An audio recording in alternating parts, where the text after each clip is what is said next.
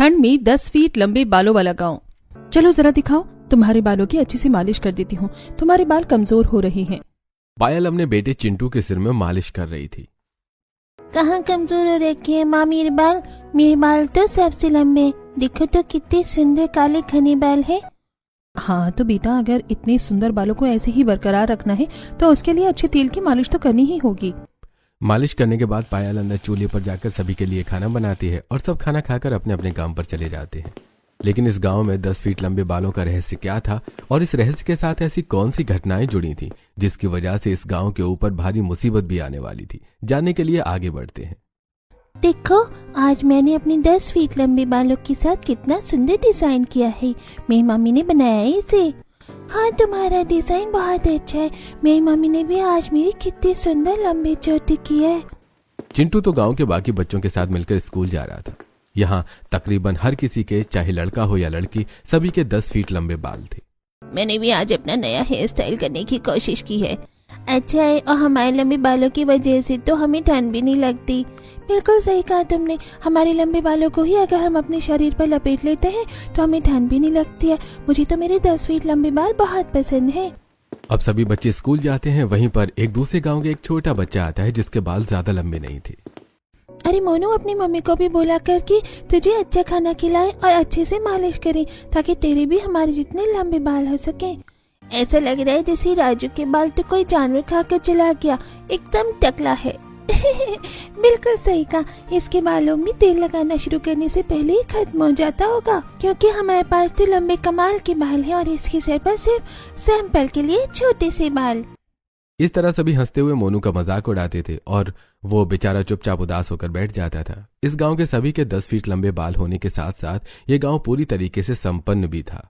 गांव की सभी औरतें खेत में मदद करने के बाद आज तो कुछ ज्यादा ही ठंडी हवा चल रही है। चलो शुक्र है कि आज हमारा खेत का काम जल्दी खत्म हो गया। हाँ, बिल्कुल सही कहा। चलो हम एक बार तेल भी लेते हुए चलते हैं। मेरे घर पर तेल खत्म हो गया है। हाँ, मुझे भी तेल लेना है। अब सारी महिलाएं रास्ते में तिल और सरसों का तेल लेकर अपने अपने घर आ जाती हैं। घर आने के बाद पायल अपने बेटे चिंटू के सिर में मालिश कर रही थी और शांति अपनी बेटी रिया की मालिश कर रही थी। बिना इस जड़ी बूटी वाले तेल से मालिश किए हमारे 10 फीट लंबे बाल कैसे होंगे फिर? सो तो है भाभी, हमारे गांव में एक ही चमत्कार तो है, बिल्कुल कच्चा और पक्का सरसों का और साथ में तिल का तेल निकाला जाता है हमारे गांव में। साथ में रीठा, शिकाखाई, रोजमेरी, इन सभी को हमारे गांव में खास मिलने वाली जड़ी बूटी में मिलाकर शैम्पू तैयार किया जाता है। बिल्कुल सही कहा। हमारे पूर्वज बताते हैं कि इसी जड़ी बूटी की वजह से हमारे बाल हमेशा 10 फीट लंबे रहते हैं और कभी भी बढ़ने से नहीं रुके। यहाँ तक कि हमारे गांव में लड़कों के भी बाल हमेशा बहुत लंबे रहे हैं। साथ में हमारे पूर्वजों ने इसी वजह से बहुत कुछ सहा भी है। हाँ मम्मी, हमारा इतिहास सच में कई बार हैरान कर देने वाला होता है और साथ में एक बहुत ही बड़ी मिसाल भी है हम सब के लिए। यहाँ पर सभी अपने अपने बालों में सबसे ज्यादा जड़ी बूटी वाले तेल की मालिश करते हैं, जिसकी वजह से उनके बाल इतने लंबे होते हैं। अब गांव के बच्चे शहर में कॉलेज पढ़ने भी जाते थे, वहां भी उनके 10 फीट लंबे बाल देखकर सब बहुत हैरान रह जाते हैं। ओह माय गॉड रिया, तुम्हारे बाल तो कितने सुंदर हैं, काले और घने हैं। मैं तो उन्हें देखकर एकदम फ्लैट हो जाती हूँ। आज तक मैंने इतने सुंदर काले लंबे घने बाल नहीं देखे। स्नेहा, तुम भी ना, तुम्हारा तो हर रोज का ही हो गया है। मैं कॉलेज में एंट्री करती हूँ और तुम सबसे पहले मिलकर बस मेरे बालों की ही तारीफ करना शुरू कर देती हो। हमेशा ऐसे करती हो जैसे तुमने मेरे 10 फीट लंबे बाल पहली बार देखे हो। क्योंकि सच में मैं इनकी खूबसूरती देखकर हमेशा इन पर फिदा हो जाती हूँ। तो मैंने भी तो तुम्हें कितनी बार कहा है कि तुम चाहो तो तुम भी अपने बाल इतने लंबे कर सकती हो। मैंने तुम्हें तेल भी तो दिया है, उसे लगाने के बाद तुम्हारे बाल भी इतने लंबे हो जाएंगे। तुम्हें तो पता है ना रिया, इतने लंबे बालों की देखभाल भी कितनी ज्यादा करनी पड़ती है और हमेशा फिर मालिश करो। मुझसे इतना सब हार्डवर्क नहीं होता। तुम्हारे दिए तेल की वजह से मेरे बाल लंबे हो गए थे, लेकिन मैंने उन्हें वापस कटवा लिया। हाँ, मुझे पता है, कोई बात नहीं। चलो हम अब अंदर चलते हैं। दोनों अंदर जाती हैं और क्लास अटेंड करती हैं। रिया कॉलेज में या शहर में कहीं पर भी जाती तो हर कोई बस उसे एकटक देखता ही रहता था, क्योंकि उसके जैसे 10 फीट लंबे बाल आज तक किसी ने नहीं देखे थे। इस तरह दिन गुजर रहे थे। वहीं दूसरी तरफ गांव के सभी पुरुष, इस बार हमें एक्सपोर्ट ज्यादा करना है, इस बार हमारे पास बहुत ज्यादा ऑर्डर आ रहे हैं। ये तो बहुत अच्छी बात है, हमारा प्रॉफिट का ग्राफ हमेशा बढ़ता ही रहता है। हमारे गांव का मुख्य बिजनेस तो हमारा तेल और शैम्पू ही बनकर रह गया है। बिल्कुल सही कहा। हमारे गांव के पास आखिर इतनी अच्छी खास जड़ी बूटी जो है, जिसकी वजह से हमारा गांव इतना ज्यादा संपन्न हो रहा है और हमेशा बस फलता फूलता ही रहता है।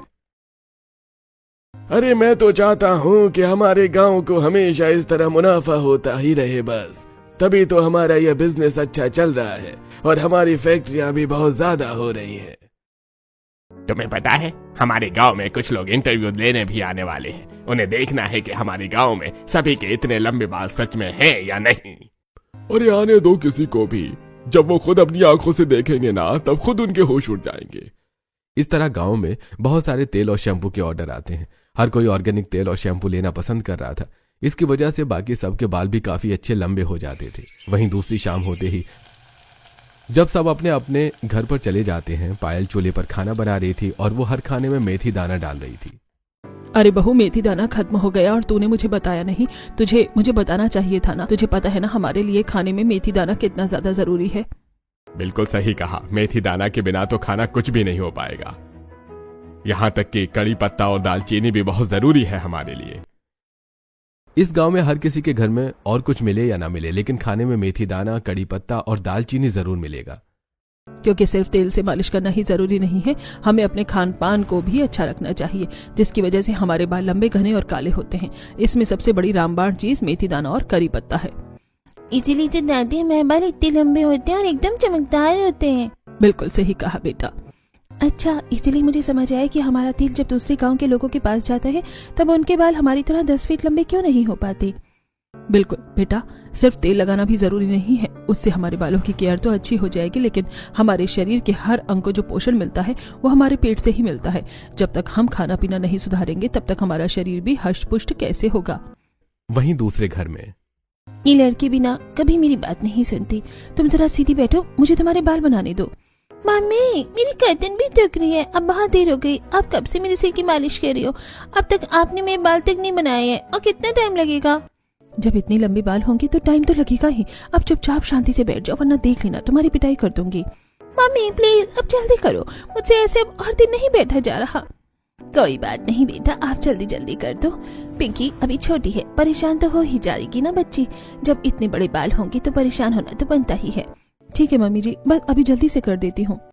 इस तरह दिन गुजर रहे थे और गांव में हर कोई बड़ा खुश था। लेकिन वहीं दूसरी तरफ एक दिन जब सभी गांव में खाना खाने के बाद इधर उधर अपनी अपनी टोली के साथ टहल रहे थे, तभी रवि को 2 आदमी पकड़कर लेकर जा रहे थे।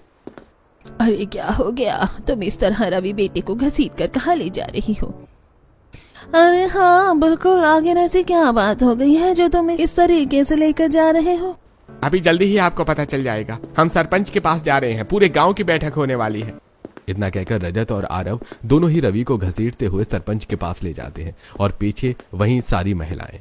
लगता है कुछ तो गड़बड़ हुई है। इस लड़के ने जरूर कुछ तो बहुत बुरा काम किया है, इसलिए ऐसा हो रहा है। कहीं इसने फिर से वही तो नहीं कर दिया जो हमारे गाँव में हो रहा था। मुझे भी बिल्कुल ऐसा ही लग रहा है। इसके अलावा और कोई काम हो ही नहीं सकता। चलो जल्दी चलो, हम भी सरपंच के पास चलते हैं। सास की टोली पहले चली जाती है। उसके बाद मुझे तो लग रहा है पक्का रवि ने फिर से वही गड़बड़ कर दी है, जिस गड़बड़ के लिए हमारे गांव में बहुत बड़ी सजा मिलती है। तो उसे ऐसा नहीं करना चाहिए था ना। ये हमारे गांव की पुरानी प्रथा चलती आ रही है। हम अपनी पुरानी प्रथा को कैसे छोड़ सकते हैं भला? तुम्हें पता है हमारी ये प्रथा बनाने के लिए हमारे पूर्वजों ने कितना कुछ सहा है। हमें अपनी मनमर्जी करके उसका अपमान नहीं करना चाहिए। हाँ, लेकिन फिर भी मैं तो बस यही चाहती हूँ कि ज्यादा बेरहमी से कोई फैसला ना लिया जाए और थोड़ा रहम दिखाया जाए। अभी बच्चे हैं, बाहर जाते हैं तो थोड़ा बहुत तो शैतानी और गड़बड़ हो ही जाती है।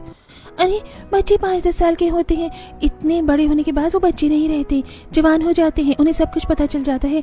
चलो जरा हम भी जाकर देखते हैं। इस तरह पूरा गांव पंचायत में इकट्ठा हो जाता है, जहां पर सभी पुरुष पहले से ही बहुत ही ज्यादा गुस्से में भड़के हुए नजर आ रहे थे और रवि अपनी गर्दन नीचे करके चुपचाप वहां पर खड़ा था। तभी सरपंच रवि से सवाल जवाब करना शुरू करता है। बताओ, ये सब कब से चल रहा है और तुमने ऐसा क्यों किया? तुम्हें पता है ना, ऐसा करना हमारे गांव में पाप है। पाप तुम अच्छे से जानते हो कि ऐसा करने का अंजाम क्या हो सकता है। हमारे पूरे गांव का सर्वनाश हो सकता है। सरपंच के पूछने पर भी जब रवि कोई जवाब नहीं देता तो सरपंच गुस्से में कहता है, क्या तुम्हें सुनाई नहीं दे रहा है कि हम तुमसे कुछ पूछ रहे हैं? हमें जल्दी जवाब दो। भीड़ में खड़ी रवि की माँ सुनीता की आंखों में आंसू बह रहे थे। बेटा अपनी गलती की माफी मांग लो, अब भी सब ठीक हो सकता है। तब रवि पूरी हिम्मत जुटाकर कहता है, मैंने कोई पाप नहीं किया है। मैंने सिर्फ अपनी मर्जी से शादी करने की बात कही थी। आखिर हम भी उसी तरह इंसान हैं और वो सब भी वैसे ही इंसान हैं। आखिर उनमें और हमें इतना फर्क कहाँ है और क्यों है? फर्क है, बिल्कुल है, और बहुत फर्क है। हमारे जैसे 10 फीट लंबे बाल किसी के नहीं हो सकते, और हमारे गांव में यह प्रथा कई सालों से चली आ रही है। हमारे गांव की लड़की या लड़के की शादी उसी से होगी जिसके बाल 10 फीट लंबे होंगे, वरना नहीं। और तुम्हें पता है कि अगर हमने इस बात का अनादर किया तो हमारी देवी हमसे नाराज हो जाएगी और हमारे गांव पर भारी प्रकोप छा जाएगा। सरपंच की इस बात से सहमत होते हुए सभी अपनी सहमति जताते हैं। बिल्कुल सही कहा, हम ऐसा अत्याचार बिल्कुल भी बर्दाश्त नहीं करेंगे। हमारे गांव के जो कायदे कानून हैं, तुम सबको उसी में रहना होगा, वरना इसकी बहुत बड़ी सजा मिलेगी। अरे भाई बिल्कुल देख लेना, वरना तुम्हारे परिवार वालों को इसका अंजाम बहुत ज्यादा गलत भुगतना हो सकता है। या तो तुम अभी माफी मांगकर इस मैटर को यहीं खत्म कर दो, वरना अच्छा नहीं होगा। अपनी माँ की आंखों से बहते आंसू देखकर रवि का दिल पसीज जाता है और वो अपनी गलती की माफी मांग लेता है। आप सब मुझे माफ कर दीजिए, मुझसे बहुत बड़ी गलती हो गई है। मैंने अनजाने में इतनी बड़ी गलती कर दी। आज के बाद ऐसा कभी नहीं होगा, मैं इस बात का वादा करता हूँ। इस तरह रवि अपनी गलती की माफी मांग लेता है और उसके बाद सभी अपने अपने काम पर चले जाते हैं। लेकिन हर कोई उसे और उसके परिवार वालों को अजीब नजरों से देख रहा था, जैसे पता नहीं उन्होंने कितना बड़ा गुनाह कर दिया हो। बताओ, इस सुनीता को भी अपने बेटे पर जरा लगाम लगानी चाहिए थी। इतना बड़ा गुनाह हो जाता है हमारे गांव पर तो बहुत खतरनाक अत्याचार हो जाता। बिल्कुल सही कहा, इसकी वजह से तो हमारे गांव पर बहुत बड़ा अनर्थ हो जाता। भगवान का शुक्र है कि बाल बाल बच गए। बिल्कुल सही कहा, हमारे बाल बाल बच गए हैं। हमारे पास तो वैसे ही हमारी सुंदरता के तौर पर सिर्फ हमारे बाल ही हैं। तुम भी ना एकदम बस मजाक ही करती रहती हो। वहीं दूसरी तरफ बच्चों का कुछ ऐसा हाल था। यह जो आज हुआ है ये तो सच में बहुत खतरनाक था। मुझे तो बहुत डर लग रहा है। सच कहूँ तो मुझे भी बहुत ज्यादा डर लग रहा है। ये तो बहुत गलत हुआ है। पता नहीं हमारे गांव की ये अजीब सी प्रथा क्यों बनी है, मुझे तो कुछ समझ ही नहीं आता है। ऐसी बेतुकी प्रथा भला कौन बनाता है? मैंने सुना है कि दरअसल ये प्रथा इसलिए बनी थी कि अरे भाई देखो तो जरा, इसके बाल कितने लंबे हैं, एकदम रीछ लग रहा है। अरे बिल्कुल सही कहा, ऐसा लग रहा है जैसे दूसरे ग्रह से आए हैं। भला किसी के 10 फीट लंबे बाल भी हो सकते हैं। अरे ऐसा मत कहो, मुझे तो इनसे बहुत डर लग रहा है। मैंने सुना है कि इनके गांव में सभी के 10 फीट लंबे बाल हैं। ये लोग कोई काला जादू करते हैं और दूसरों को मारते हैं, इसलिए ऐसा है। उस आदमी के ऐसा कहने पर सभी लोग बहुत भड़क जाते हैं और जिसके लंबे बाल थे उसे बहुत ही बुरी तरह मारना शुरू करते हैं। कहा जाता है कि उसे इतनी बुरी तरह मारा कि उसे पैरालाइज अटैक तक आ गया था और तब कभी अपनी जिंदगी ठीक से नहीं जी सका वो। इसलिए हमारे गांव में लोगों ने बाहर के लोगों के साथ कांटेक्ट रखना ही खत्म कर दिया। हाँ, मानते ही ये सब बुरा हुआ, लेकिन हर कोई इतना बुरा नहीं होता। सच कहूँ तो मुझे इस प्रथा में बिल्कुल भी विश्वास नहीं है। इतना कहकर आरव तो वहां से चला जाता है। उसके बाद मोना की आंखों में आंसू आ जाते हैं। अमीना क्या हो गया रिया? तुम तो जानती हो कि मैं भी अपनी मर्जी से ही शादी करना चाहती हूँ। मैं जानती हूँ, चुप हो जाओ, लेकिन ऐसे हालात देखने के बाद मुझे नहीं लगता कि हमारी मर्जी चलेगी। एक तो इस प्रथा की वजह से गांव में बुरा हाल था, ऊपर से एक बार स्नेहा गांव में ब्लॉगिंग करने के लिए आती है। वो हर किसी की वीडियो रिकॉर्ड कर रही थी। वाओ, यहाँ पर तो हाँ किसी के सुंदर बाल है। सभी के बाल बहुत लंबे, काले और घने हैं। मुझे तो यकीन ही नहीं हो रहा अपनी आंखों पर। ऐसा लग रहा है जैसे मैं किसी दूसरे ग्रह पर आ गई हूँ और मैं यहाँ सबसे अलग नजर आ रही हूँ। उसे देखकर कुछ औरतें उसके पास आती हैं। अरे तुम तो वही लड़की हो जिसे हमने अपना तेल दिया था और तुम्हारे बाल भी लंबे हो गए थे। हाँ आंटी जी, आपने बिल्कुल सही कहा, लेकिन आपने मुझे कैसे पहचाना? अरे तुझे कैसे नहीं पहचानते हम? रिया ने हमें तेरी फोटो दिखाई थी, इसलिए हम तुझे देखते ही पहचान गए। लेकिन तूने ऐसा क्यों किया? तुम्हें ऐसा नहीं करना चाहिए था। एक तो तुमने हमारी जड़ी बूटी वाला तेल लगाया, बाल बढ़े, और उसके बाद तुमने उन्हें ही काट दिया। बिल्कुल सही कहा, लंबे बाल तो शान होते हैं शान, और तुमने उन्हें ही काट दिया। अरे छोटे बालों में क्या ही रखा है। वहीं दूसरी तरफ आरव एक लड़की को लेकर आया था, जिसे देखने के बाद पूरा गांव भड़क गया था और आरव के घर के आंगन में सभी ने भीड़ लगा ली थी। वो लड़की बेचारी डरी सहमी आरव के पीछे खड़ी थी और आरव सभी को समझाने की कोशिश कर रहा था। देखिए, मैं कह रहा हूँ, आप सब शांत हो जाइए। जैसा आप सोच रहे हैं वैसा कुछ भी नहीं है। ये सिर्फ मेरी दोस्त है और कुछ भी नहीं।